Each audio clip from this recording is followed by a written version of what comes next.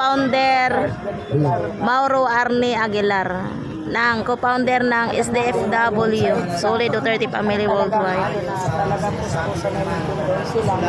Kaya guys, bawat bagay na ating gagawin sa ating pagkilos ay unahin po natin ang Panginoong Diyos. hindi. If we put that first in everything that we will do, In-extend pa nila. Ay bless. Ewan ko hindi. I'm not sure. Kung hanggang sa because we acknowledge and believe that God is leading and He is sovereign and He is in control. Everything over and above. Akala ko We sa experience what we have been seeing, nahirapan ako sa what FB. is even the prevailing happening. Kasi hindi ko may God is over and kasi above. yung live ko, And I naka-private. say even the I-open ko muna yung chaotic hindi basta God is okay still na. in control. That's why, sa una ko pong pananalita, nais ko pong pagtuunan ng pansin at nais kong magbigay galang sa atin pong nakikita and intention at completion of God. Because sometimes, Ang live, we have support things to sa'yo. do. It Yan is yung negative. nagpapalakas ng mga kalooban namin. Alam ko yun. Kapag nakita namin na umaangat yung mga supporters at umaangat, Kaya nga po sa umaangat ang mga ganito, viewers, lakas ng loob namin ay dito. bumabati Palagi at ba nais natin kami kapansin sa at mga nais nangyayari. natin para Sana huwag tayong magsawa sa pagsuporta sa lahat ng mga vloggers, sa lahat ng mga nagla-live, dahil lang din natin makikita kung ano ang mga information ng mga nangyayari. Basta kami hanggang nandito si Atty. Laika Lopez, nandito naman kami sa Veterans Memorial Medical Center. Walang iwanan, sama-sama tayo. Kaya sa ganito, nais ko po Maraming salamat sa mga support sa inyo. Maraming salamat. God as I acknowledge Sawa sa pagsuporta.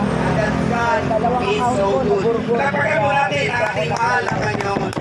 Basta lang na makita Hindi nyo lang kami. isa lang maayo na Nakaka- pagpupuri, pag nagpapalakpak tayo kahit may bisita, napakalakas. Bakit pag ang Diyos ay napakahinang? Bigyan po natin ang best para sa ating Panginoon. Maraming salamat po. Maraming salamat, inuulit ko na ang Diyos ang siyang ating inaasahan. Sa Kanya, higit na may pag-asa. Sa pamamagitan niya, kaya nga po ito ginagawa natin. This is not a rally that we are expressing our indignation. We do not love this government because even the word of God says that you have to love your enemies. The point is, kapag ka hindi mo ginawa kung alin ang tama at kung alin ang hindi nakakabuti, at kapag kayo na ginawa mo, magiging magulo, hindi talaga maayos ang pamamalakad. Maging, generally speaking, ito man ang personal na buhay mo, ito man ay sa korporasyon, at kung ito man din ay matungkol sa pamahalaan. Kaya we have to really to put God first, the center, amidst of every situation, amidst this situation. Lagi ko, inuulit-ulit ko Nais mga ko na dito ang sa ating puso isipan, Wala ang ating pagtitiwala, ang ating pananampalataya, na ituon pa rin natin sa ating mahal na Panginoon.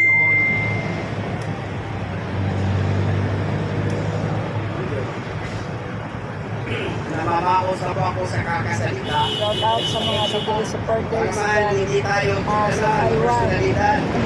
mga support. May mga nagkikitisahe sa atin.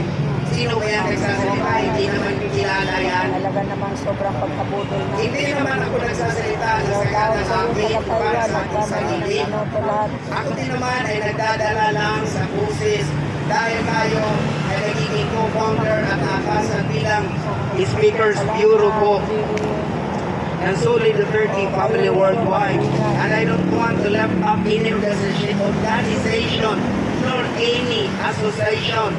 At kung may meron ng unuulit ko, nais na ating itaas at makilala, maparangalan, yun ay walang iba kundi ang ating Panginoong Yesus. Ako hindi nangangaral na kayang preacher or whatever, pero the Word of God really states and declare because we have been told God is leading us and guiding us what we are about to do. Amidst of the untoward incident, amidst the chaotic situation or circumstances that is now ongoing. Kaya nga po, tayo sa ngayon, sa ating panimula, muli, aking kinikilala ang Panginoon na siyang tunay na kung saan dapat nating asahan. Pangalawa lamang po, yung ating pagsasalita ng mga bawat tao o maging ordinaryong tao ay nais nating iparating na mapukaw ang puso't damdamin kung ano na po ang ating tunay na kagayan ng ating bansa. Nais ko pong isalarawan ito para mas lalong meron po kayong magiging may basihan sa mga dapat kung hindi nila ginawa sa namamahala ang dapat gawin. Inaatang ko para sa mamamayang Pilipino, gawin natin kung ano ang tama, kung ano ang dapat, kung ano ang nakakabuti para sa ating bayan. If our leader, the President, feel to do these things, yung sinasabi ko, siya ay namamahala bilang nahalal na Pangulo. Ang kanyang pinamahalaan ay ang mga mamamayang Pilipino. Kung sa Bisaya pa, kung siya nasityat, kung siya napagyas, if he feels and he is been disappointed to rule the whole country, the Philippines, na kung saan sana ay dapat mas nakikilala ang Pilipinas na mabuti gaya ng ating nakaraang administration is been recognized, is been acknowledged as the #1 president dahil nagagawa at ginagawa niya na maging maayos ang ating bansa. Nais kong bigyan pansin at pagtuunan na ang peace and order ay siyang mas nangingibabaw una at higit sa lahat sa kanyang pamamahala. Kaya yun ang hindi nakakalimutan ng taong bayan. Sa ngayon naman po, kaya sinasabi ko kung paano natin isasalarawan ang mga kaganapan na siyang patuloy na nararanasan ng mamamayang Pilipino na kung saan naiipit, nagagapi, tila baga pinaparusahan at nagtitiis at lumulubog na at palubog ng palubog ng palubog. Parang spaghetti sa kanta, pababa, na pababa, na pababa. Sana merong pataas eh. But we are descending, we are not ascending. Why? Because ang nag-roll over sa atin ay wala na pong moral ascendancy. Wala na pong tinatawag na good governance. Kaya kapag dalawa lang yan eh. Kapag hindi good, edi normal, bad po yan. Kapag hindi po maliwanag, abay normal, madilim po yan. Kapag hindi po matuwid, abay normal, liko po yan. Kaya nga po yung sinasabi ko, sa ngayon, ang manayari, ipinapahayag ng una natin nagsasalita, si Placido Pilosopo, na inahayag na niya doon. At ako naman, as the last speaker, ay nais ko na maisalarawan ang mga pangyayaring kaganapan.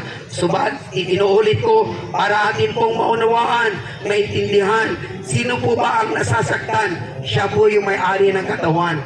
At tayo na mamayang Pilipino ay siyang katawan ng ating bansa.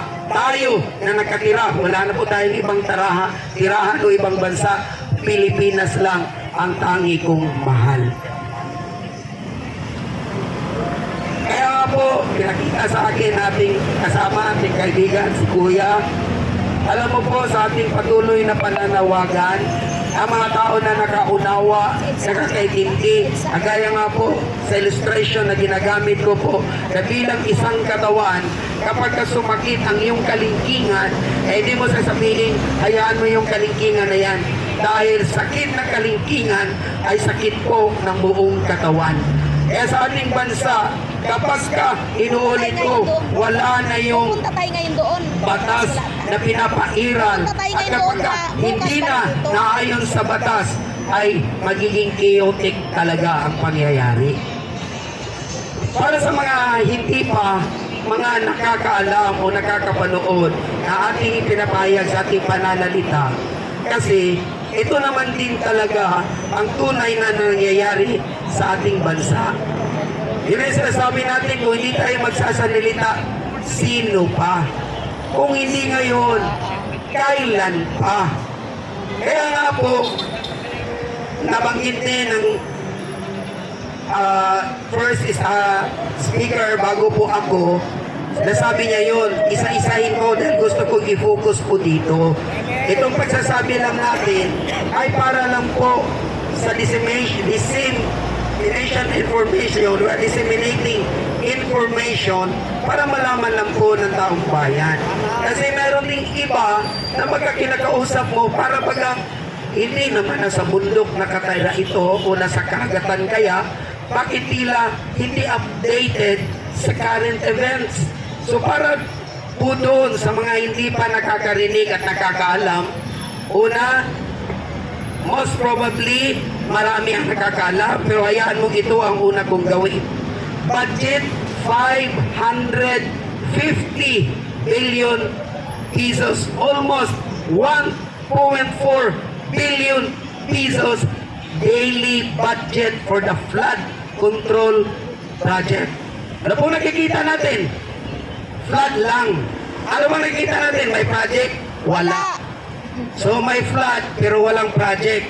May pundo pero hindi natin nakikita na sa ano yung pundo na dapat makontrol ang baha. Alin ba ang nakontrol? Yung pera. Sa halip na papunta sa project, abay tila naligaw yata at napunta sa napakalalim na bulsa. Tama! Yun po ang nangyayari. Abay tinanong, nung bubong na lang nakikita sa Bicol, nasaan ba ang flood control project? Ang sabi niya, ang sagot niya, abay huwag kayong maghanap sa flood control project, binangga ng barko eh. Huwag na kayong maghanap. Napakadaling sagutin. Ang 550 billion pesos ay napakalaking halaga po yun. Ngayon sinasabi natin, ang pera ng taong bayan na kaban ng ating pamahalaan, pag-aari natin, isang proyekto pa lang, 550 billion pesos na nilulustay at nawawala. Noong sinabi ni Senator Joel Villanueva na doon, particular, sa Bicol ay around 64 billion pesos po ang involved doon, ay tinanggi ng isang official doon. Eh masasabi, sino pa ang nagsasalita ng tama? Yung tumatanggi na wala naman. Salamat, Abi. Pero sinasabi ni Senator Joel Villanueva, hindi naman magsasalita ito kung wala ding basihan. So, yun po, ang taong bayan ay nalalaman din naman kahit binubunyag natin to, patuloy po akong nagsasalita dahil pera natin ito. Kaya 550 billion pesos po Salamat sa mga ang nawala nagpapit. para sa isang proyekto na ito. Pangalawa, hindi po milyonis, bilyonis po ito. Nabanggit din ng ating kapatid at inuulit ko para mabigyang pansin, para malaman natin. Kasi nga, doon, for the sake of those Filipino people na hindi po updated sa mga nangyayari, parang tumitingin sa itaas na ano ba nangyayari, ganun ba? Kaya ako, I have been challenged, no, na ganito, nakaka-provoke talaga, na kaya ako, bagamat namabaos na, gusto ko magsalita para mapaabot sa inyo ang nangyayari. 129 billion pesos para sa gold reserve. Yun po ang kumpirmado. Ngayon nalalaman tayo na hindi lang ito 25 tons, kung hindi 40 tons of gold. Whatever the exact weight for the gold reserve, ang mahalaga, 129 man yan or more or almost double yung amount na yan, ay wala pong nakikita kung ano nangyayari, saan napunta yung gold deposit o pinagkintahan. Should we say around 400 billion pesos.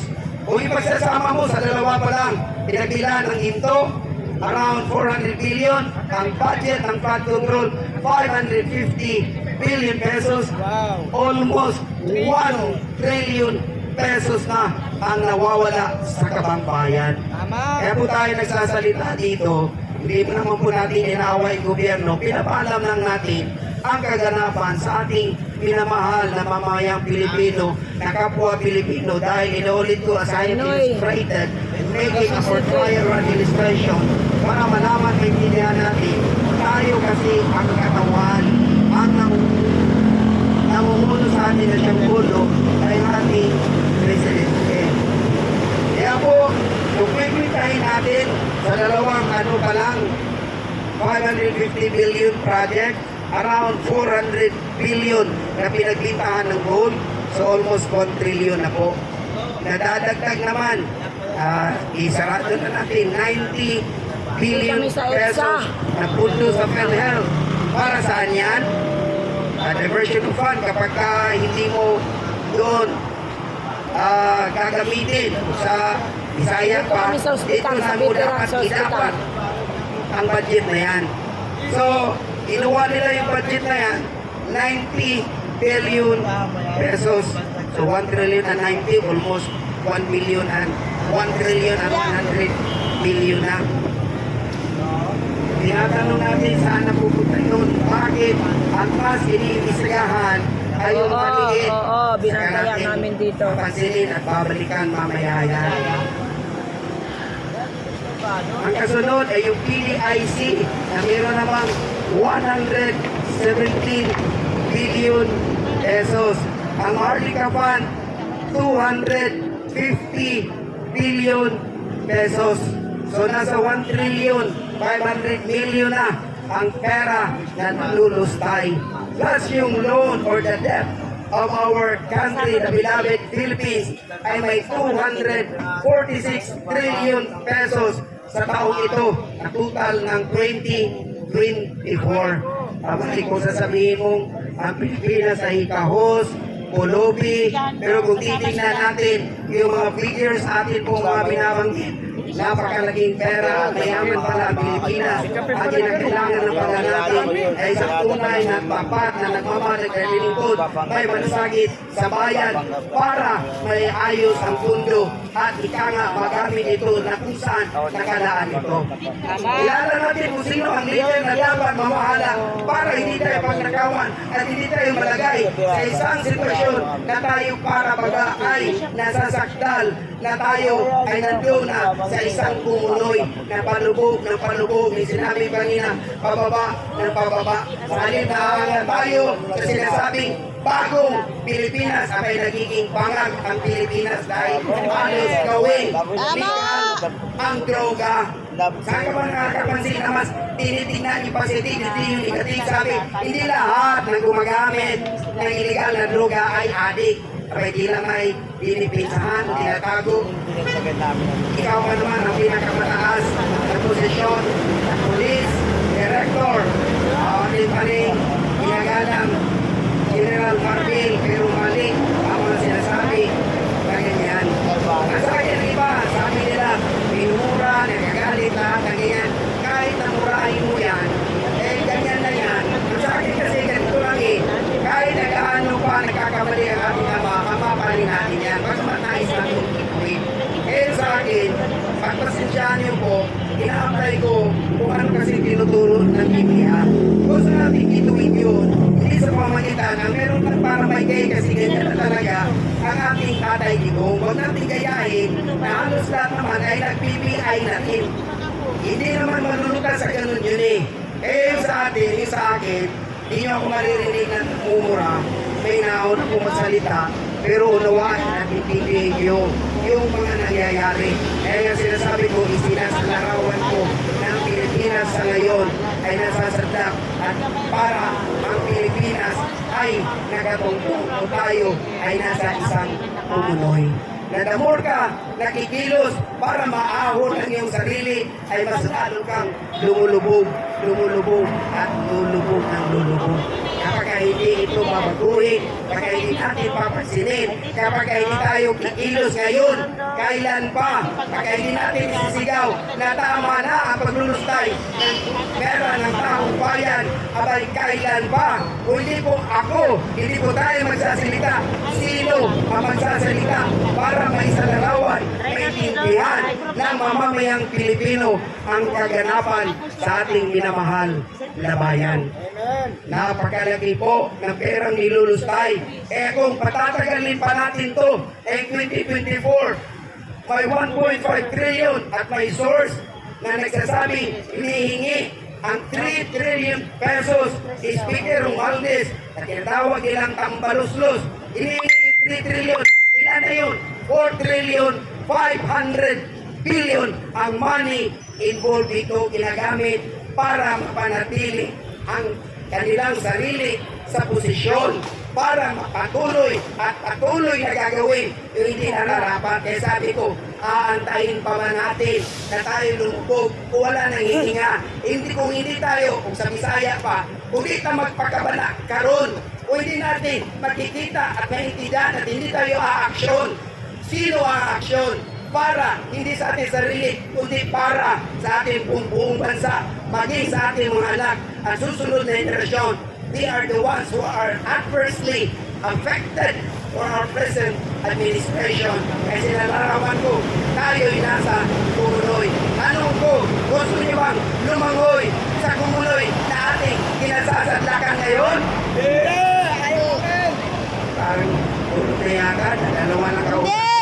Gusto niyo bang masadlak sa Kumuloy? Ayaw! Kung ayaw niyo, dahil napakalaki ng role ng leaders.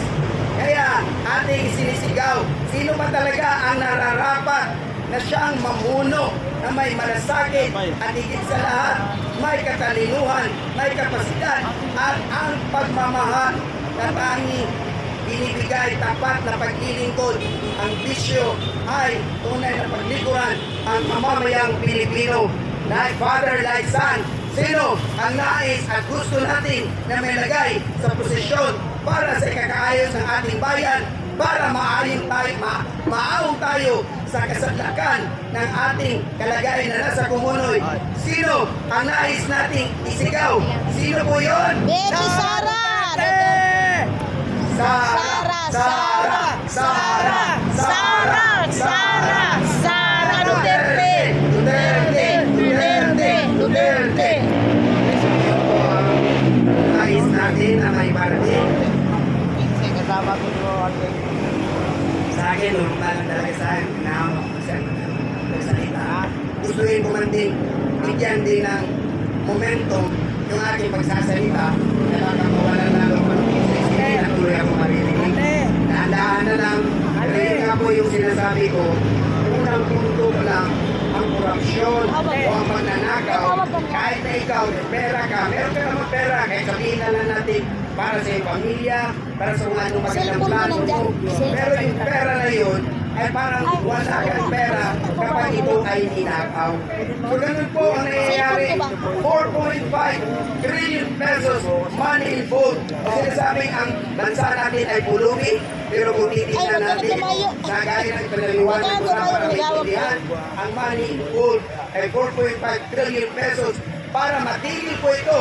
Kaya nga, nagpapasalamat tayo sa ngayon na hayag dumadami at lalong dumadagsa doon ngayon sa Itza Shrine dahil sinasabi natin, tama na, sobra na, puno na, kailangan na kalisin, umaapaw na ang pagkikipit at papahirap sa halip na magkaroon tayo ng bagong bansang Pilipinas. Ang nangyayari, meron tayong bangag na Pilipinas. Ang ating Pangulo ay bangag na uri ng Pangulo. Kaya nais natin itong isigaw at ipakot ang nararapat na palagay sa piso kung ang kabayan lumabas kayo at magpahayag para may makita na itangan natin na tayo na ay lupon at meron tayo ninanakit sa ating bansa. Bawat Pilipino at sa ating mga anak at susunod pang lahi at susunod pa ng mga generasyon. Hindi po, ayaw ko magsasalita. Halos hindi naman tatapos. Hindi ata ko maubos ang sasabihin. Okay lang ba? Magpatuloy ako magsalita? Okay lang? Okay na daw. Kaya, dahan lang po magsasalita para patuloy magkapagsalita kasi kung bibigyan ko lalo ng momento, baka maubos na yung busis ko. Patuloy na nating sasabi nga na sa ngayon, nakakaawa, bugog na, pagalingin naman natin. Alam ko naman na may puso ang ating naalal na Pangulo. Bagamat napulol tayo, pero nandiyan na nga, nagkamali tayo, pero hindi ibig sabihin na hindi na natin itutuwid ito. Kaya, sabi ko, ako'y naninigluhod, sumasamo sa pagpapakiusap ng ating naalal na Pangulo na Bongbong Marcos. Diba, sinasabayan ko, bakit sabi mong mahal? Hindi natin mahal yan. Hindi ko naman kaaway na personal. Pero ang sa akin lang, ituwid ang mga kaganapan sa ating bansa. Kaya ako'y nananawagan, hindi sa lahat. Ako'y Anong nangyari sa inyong dalawa? Ang Diyos. Dahil kapag kamisan ang tao na kung saan ay hindi pinapakinggan, yung sinasabi natin, the righteous judge, that the omnipotent, the omniscient God na ating tinatawagan, sa pangalan ni Jesus ay tunay nga po na ating makakamtan ang bagay na ito.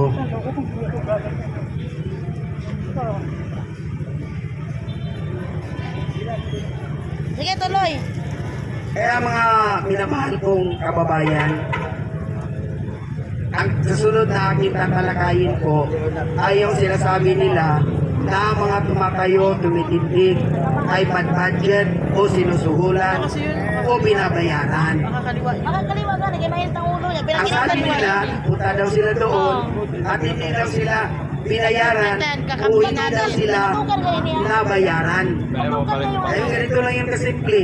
Saan mo hanapin na babayaran ka o may magbabayad sa iyo? Hindi mo talaga makikita na wala talaga nagbabayad at wala din namang nanunuhol. Kung sa kabila, yun ang inyong nararanasan, ganon ang ugali mo kasi ganyan ka. Kaya, kung paano mo isa sa larawan, ganon ang sasabihin mo, pero ang totoo niyan, sinasabi nilang budget na 500 o magkano man yan, ang lahat na kung meron ang pera kaya bumaba ang pagkain at tubig ay ito ay kagaling sa ano ba yung pakabana sa Tagalog na short ako concern yun concern yun kung English naman natin ay maraming mga tao na nagmamahal pa rin sa ating bansa at gustong tumulong at makatulong. Sabi nila sa ilang gustong suportahan ang ating mahal na presidente, kaya napakadami po pagkain. Maging dito po, nagpapasalamat kami, hayaan mo na magpahayag po kami ng pagpapasalamat sa inyo po suporta at patuloy na pagsuporta, walang sawang pagsuporta. Nagbibigay na pagkain, may snack mula umaga, tanghali, snack, umaga, snack, tanghali, snack, hapon, snack, gabi, hapunan, may snack pa. Kaya yun ang nagpapalaga sa atin, yung mga taong sumusuporta, hindi po yung illegal na droga. Doon tayo umuhugot ng lakas para patuloy na magsalita, para patuloy na ipaglaban sa mapayapang paraan sa pagpaparating sa ating bawat tahanan ng bawat Pilipino na gisingin, bukawin ang iyong puso't damdamin. Patuloy po tayong mag-iisa para sa laban natin na may saayos ang ating bansang Pilipinas. So yun po, gusto ko sagutin uli para klaruhin, para linawin na ang minahanap nila hindi daw sila nabayaran ay talaga hindi mo mahanap dahil wala namang nagbabayad, wala namang nanunuhol, kaya hindi mo yun makikita. Kung dadalo ka doon, ay meron pagkain, meron tubig, yun ang makikita mo. Pero sasabihin mong budget para sa bayad, ay wala pong ganon. Kaya nga po sa history, bagamat walang political machinery ang Duterte, nanalo dahil ang taong bayan mismo ang siyang kumakampanya at kumakastos dahil naniniwala sa liderato ng Duterte administration. Hindi naman po tayo nabigo. Atin itong naranasan. Sa ngayon, ang narinig natin, puro masama ang Duterte. Pero hindi mapagkailan, hindi makakalimutan ng taong bayan ang tunay at tapat na paglilingkod na number one sa kanya ay ang peace and order para may mas marami pang mga investor na papasok at yun nga, kapag may proyekto, may trabaho sa Build program na napakaraming Pilipino na nabuksan. Kapag magpatayo ka ng mga ganitong proyekto, hindi ang daming nakapagtrabaho. Ay pag nagpapatayo ka ng mga nilay, mga school building, concrete, ang dami mo nabibigyan ng trabaho. Yung iba sa ngayon ay pilit na gusto ng gobyerno lumasa lang sa kanila para bigyan ng ayuda para kuha nila ang motibo naman doon ay malinaw. Yung iisang binibigyan ng budget dapat ay yung for peace, pero binigyan uli nila merong akap, merong tupad, meron pang ano pa ba yung isang akap, for peace, tupad. Bawat isa kasi yan, budget. Kaya nga po napag-alaman natin, isa lang gagawin natin ehemplo. Sa pamimigay nila, pagpupudpud ng pera, kapag lumilitaw sa 700, ito na nga kasi, facts kasi, hindi tayo nagsasalita na walang basihan. Sa alin tayo pinamigay yung 700 million pesos, kapag ang natanggap ng LGU ay 400 million pesos lang. Natatanggap ng bawat beneficiary ay 5,000 pesos. Pero yung sa programa behind all these programs and projects like giving relief, cooperation, o ayuda, o pagkatulong para sa mga maralitang Pilipino, ang nakakarating sa 700 million na budget ay 400 million lang. Ang tinatanggap ay 5,000. Ang mga taong nasa likod ng programang ito ay alam naman natin at kilala natin kung sino ang mga taong ito. Kaya nga po, 300 million ang nawawala, ang tinatanggap mo 5 million lang. Ang dami kaya nagbubuka sila para may budget, there will be an allocation because of this project, kailangan talaga ng pundo. So, yun ang lumilitaw. Kanina, binagit natin. Kagabi din, binagit natin na lahat ng departamento ng gobyerno ay may budget sa dulo at ilagay natin sa huli ang Office of the Vice President ay zero budget. Lahat meron para makapag-function ka. Kahit ikaw naman, pag umalis ka, wala kang pamasahe. Wala na, hindi ka na makakalis, wala kang pagkain. Ganon din naman sa ating gobyerno, kapag ka walang budget, you cannot function. Hindi ka makakilos at magagawa what is mandated in accordance to the Philippine Constitution for your functions or duties and obligation for that particular position. And to be specific, ang Office of the Vice President. Bagamat sa ganon, walang punto, pero siya pa yung nandoon sa Bicol, tumutulong at walang pangalan kung sino. Higay sa kanila, sa mga kapitwinyo, sabi na sa kanila, lagyan pa yung mga pangalan. So dito, proyekto, walang punto, pero patuloy na naglilingkod sa mga tao. Kaya nga po, sa puntong ito, nakikita natin mga kaganapan na nais nating bukawin damdamin na mag-iisa kayo. Sumama kayo sa ating paglalaban na ito dahil kung hindi kayo, uubusin yung ating budget. Almost 4.5 trillion ang pakalaki halaga, napakalaking pera po yun. Hindi na po realize, umaabot na po ng trillion. Na kung tunay na gagawin proyekto ito, ang magkikinabang ito ang magiging magpapabago, magpapaunlad sa bansang Pilipinas. Ulit ko lang, ang tamang pamumuno na merong good governance, ang meron namang moral ascendancy, ang dapat nating bigyan ng pagkakataon para tayo ay paglingkuran o para tayo ay pamunuan. At kilala natin ito, kaya ating proteksyonan, inaalis na ng sport. Dahil, bakit? Police Army tinanggal, ngayon lumabas. Dahil pinagtatanggal, hindi nila kaya i-impeach, hindi nila kaya ang wisdom ng Duterte, hindi nila kaya ang tatay, hindi nila kaya ang anak, dahil hindi nila kaya ito, gusto nilang gurgurin o patayin na lang. Napakitang dismayado. Kaya ang taong bayan, nuulit ko, ang dami nating sasabihin pa rin eh. Naliligo na ako sa pawis. Pero at least, enough na po yung aking mga sasabihin na mapukaw ang puso't damdamin na bawat Pilipino para tayo magkaisa. Ituwid ang mali. We have to rectify kung ano yung mga mali. Dapat nating itama. Iwasto. Kaya oras na, panahon na para hindi natin hayaan, poproteksyonan natin na hindi rin natin aantayin na may mangyari pa sa ating mahal na Vice Presidente para patuloy sila Tama! Tama! maglilingkod. Kaya po, poprotektahan natin ang ating mahal na ina ng bayan, ang anak na ating pinakamamahal na Tatay Digong, ang ating pong Presidente, Inday Sara Duterte.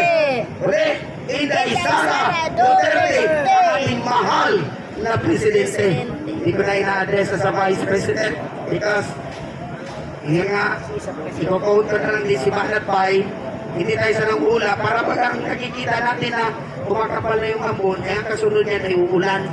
So kaya nababasa natin na sa mga pangyayari ito, hindi si Sara Duterte, hindi si President Digong Duterte ang kinakalaban nila, kundi ang taong bayan. Kaya sabi, lumalabas ang kinakalaban nila pagka kanilang kinante ang ating mahal na Vice Presidente. Ang makakalaban nila ay ang taong bayan na at hindi natin hayaan mangyari at may ginawa at natagumpay sila sa mga plano na itinayang ng Vice Presidente. Kaya atin pong ipasahan, atin pong ipagtanggol, atin pong ipaglaban, itagaw natin, Presidente Inday Sara Duterte. Presidente Inday Sara Duterte. At maraming salamat. Presidente Inday Sara Duterte. Amen. Amen, amen.